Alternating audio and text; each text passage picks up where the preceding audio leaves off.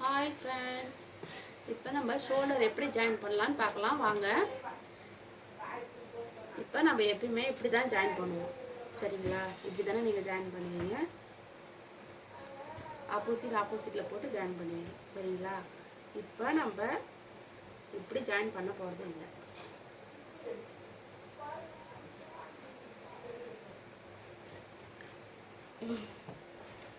இதையும் பரட்டிக்கிறோம்.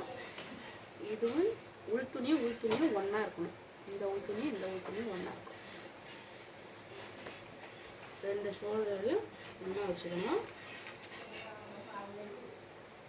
கொஞ்சம் ஒன்றா வச்சு இது ஒரு 1/4 இன்ச்சு தையல் விட்டுக்குங்க.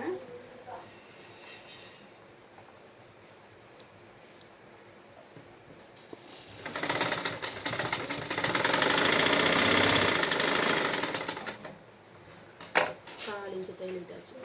இப்போ அப்படியே பரட்டுங்க ஆப்போசிட்டில் பரட்டிட்டு, இப்போ நீங்கள் தையலுக்காக அளவு விட்டுருப்பீங்களா, 1/4 இன்ச்சு 1/2 இன்ச்சுன்னு தையலுக்காக அளவு விட்டுருப்பீங்களா? இப்போ அந்த அளவை பிடிச்சிக்கோங்க.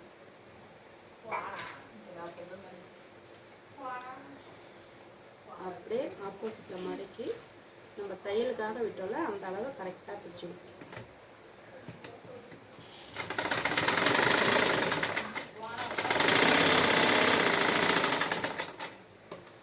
ரெண்டு தையலாக விட்டுக்கோங்க.